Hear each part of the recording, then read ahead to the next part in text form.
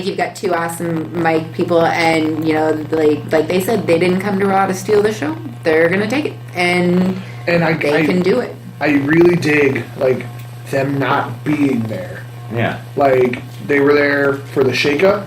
Mm-hmm. They were there for the week after, I believe, mm-hmm. and then they're not there, but they're still doing something with it. Yeah, and they're keeping them in the photo, even though they're not in the center. Yeah. To hopefully come in and do something where they maybe knock the tag champions down a peg or two, or just come in and do a sweep that surprises everybody. Yeah, Drew is on a totally different level than he was, and I'm just really excited to see where this goes. Very much so. I really like Drew in his first run. I mean, he was one of the most booked and one of the workhorses on those couple years he was gone. He was always gone. I listened to a couple other podcasts with him on it.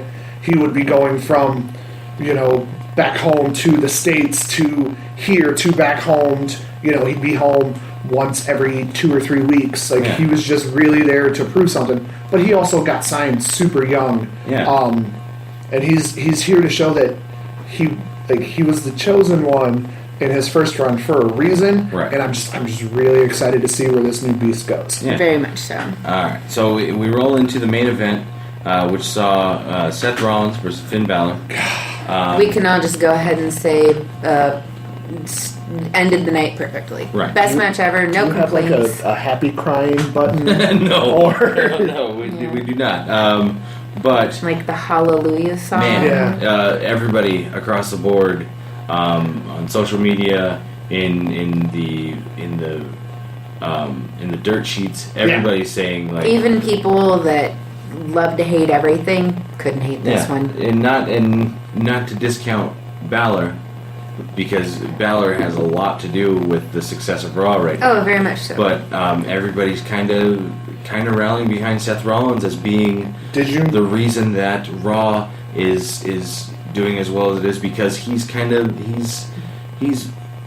captaining the ship. I mean, he's workhorsing it. Since Leather's got leather. Sorry, his skin is leather. Yeah, but since Lesnar and the Universal title are out of the picture for the time being until he decides to come step back in. I don't even know when the next time he's supposed to defend it is. Nobody does. Yeah, and that's it. But with him, it's a title in name only. Yeah, with him being kind of out for the most part. The IC title the workhorse title is their main title. It's been called the workhorse title for years, and even when Rollins had the heavyweight title and the U.S. title for that small stint, right now, I mean, me and all of us have known him for years. He is at the best. He is at the top of his game right now. Right, and he's 2 years older than us. Ballpark. What, are you just trying to make me feel less successful than I already feel? No. I understand. No, we should all feel that. Anytime I look at that man, I feel less successful because I've known him for so long, and I'm on the same. I've taken the same path as him. Yeah, but nobody. Except I was going to say yes. Yeah. But just the fact that I've known this man so long, and I can say that I can go up and have a conversation with him, and he won't feel like he has to have a conversation with me. Like, I don't go get margaritas with the man. Right. But it just makes me extremely happy to see where he's at now, because I know he's worked for it. Yeah, and he is really hard. He is easily one of the best in the world right now. For sure. If not the best. Yeah. Just because of schedule and how much they're on the road and what they're doing in comparisons to other top companies. Yeah. He is easily top 3 in the world right now. Absolutely. Well, and then you put him with somebody as talented as Finn Balor and somebody who's as over as Balor. I mean, like, you basically just have two of the most talented people in the WWE period, like on both rosters, who are just that loved and who are just that amazing of wrestlers. You're going to have a good match. Like, even if they tried, I don't think they could have cracked this. But that's the thing. You don't even need Balor. I mean, to fast forward a week, we're jumping in the future here. Hop in the DeLorean with me. The week after, he has a match. Mojo. Him and Mojo. Mojo, not to discredit him either, but Mojo, I would not put him in the top top 10 wrestlers of the world. Nope. But their match together was solid. Everybody's like, even Rollins tweeted out that Mojo had a career performance. Yeah. Now, speaking of that, so we're going to fast forward 2 weeks real quick just for this hypothesis. Rollins talked about doing another open challenge because Mojo put up career performance. They're in England. Right. For tomorrow night and Tuesday, correct? Yeah. This is just me just go ahead on. Hoping and wishing. Just hoping and wishing. You also want a Seth Rollins versus Doug Williams match? That would be amazing. I wasn't even going there. But there is one competitor who is England-based that, from what I'm reading, WWE is freezing his contract. Go ahead. Neville. Yeah. Yeah, bring in that big-eared devil. I don't know if it'll happen, but this is my wishful thinking because there's been, before I was started reading about this contract freeze, there was talks that we're almost there. Yeah. Neville proved himself in 205. Very much so. He proved himself. He was the best heel going at the time. For a long time, he was 205. Exactly. Yeah, no, for sure. My wishful thinking, Rollins comes out, issues the open challenge, and then you just get that, what was it, like a rocket? Or what was this opening? It was a like comet. A comet coming in. A, the reaction that place would get, and B, if you remember when he was doing the open challenge a couple years ago for either the US or the heavyweight, him and Neville tore that motherfucker down. Right. Just imagine now, Neville can come out as heel, get put back on the main roster where he is legitimately a competitor, Very much. Yeah.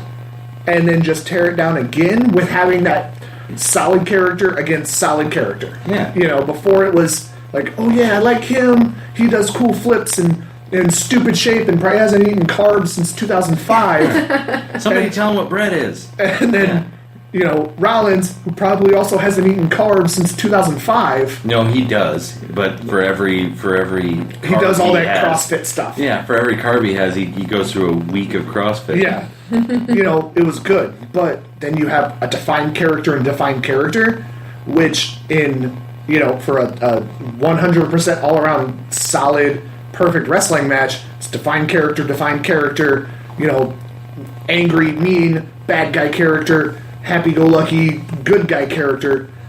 I just really think my brain would explode. Absolutely. Yeah, that would be fantastic. And with that, you might have the people like, but he was on 205. Why bump him down to 205 just to bring him back to Raw? But when you look at Daniel Bryan, Daniel Bryan is on the main show.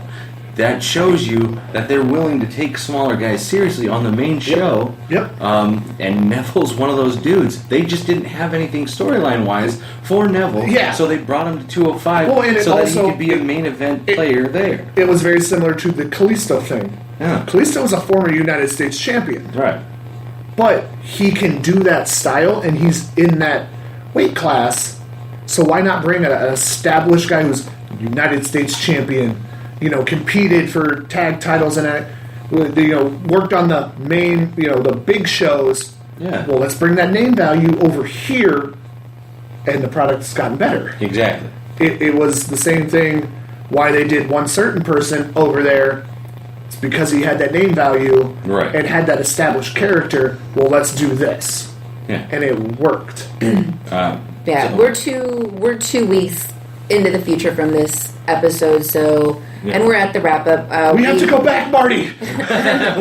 So we're coming back we to the now. 100% agree. The Rollins-Balor match, A++. Yeah, it was fantastic. It was back and forth. And I'm so happy. A++. I'm so happy that they're letting him do the curb stomp again. Yeah. The fact that since they brought that back, you can definitely see a switch in his demeanor in the ring. Because it's like see that he's felt a little bit more. He still does. I think he still will tease or do the ripcord jumping knee. But to have that as also another weapon in his arsenal, that's great. Because keep it around. He established the curb stomp at the beginning, and then established the ripcord or pull arm me, which one's he going to do? Oh yeah, And that's similar to like the Undertaker. Was it going to be a chokeslam, a tombstone, or a last ride? Exactly. And which one was it going to be? Yeah, to not know where it's coming from is fantastic. Like, it's cool. Hey, I'd love to see the Stormbreaker, but you bring back Mjolnir.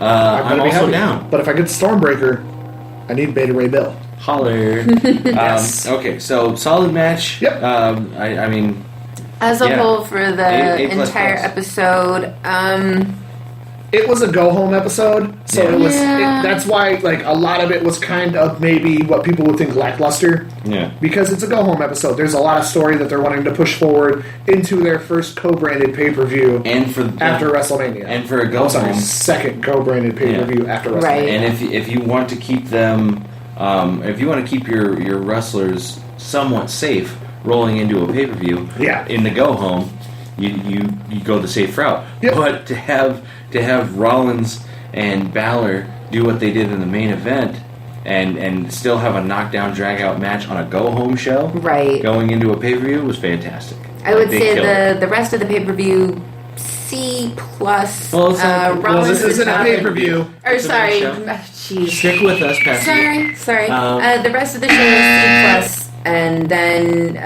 Rollins Balor A++, so brings the whole. A++. Yes, there is. That was an A++. The overall, I would say B-. Okay, I'm going to go with B. For a go-home show, it's a B. Yeah. I'll give it 4 out of 5 slam burgers. Bang, bang. Close enough.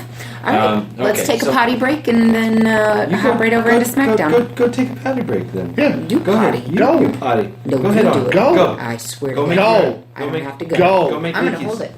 Well, then You're going to piss yourself. Yeah, then hush it up. It was just we're gonna insane. We're gonna keep this going until you break and have to go break the seal. All right, that? So we're rolling into. Get ready for a long ride, everybody. Everybody fell asleep. Everybody got up. Everybody went to work. They enjoyed their day. They had their commute. They got their donut, their coffee, maybe some orange juice. Now, with that though, maybe some nice French toast. Before both of you jumped ahead of me, end of Raw. Cameras cut out. There's after credits? Yes, there's an after. This is Raw presented by Marvel. Damn. You had Rollins in the ring talking to the Canadian audience. Oh, yep. I know what you're talking about. Just lets them know, hey, we're on the road constantly. I speak for myself and all the guys and gals in the back. Thank you so much. Consider you guys family.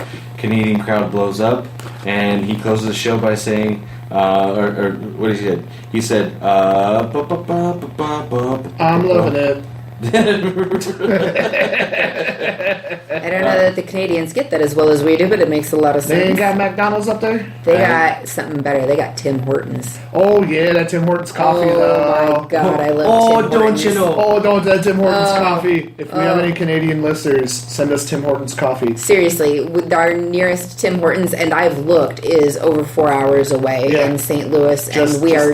I just love hit us Tim up on the Hortons. Twitter or the Facebook. And you can have my personal phone number. Well, and the phone address number's that already you can out there. Get their, well, yeah, where else are they going to send it? We don't have an office.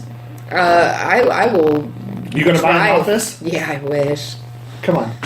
Right now, I'm driving 4.5 hours to the nearest Tim Hortons, and it's still worth it. Right.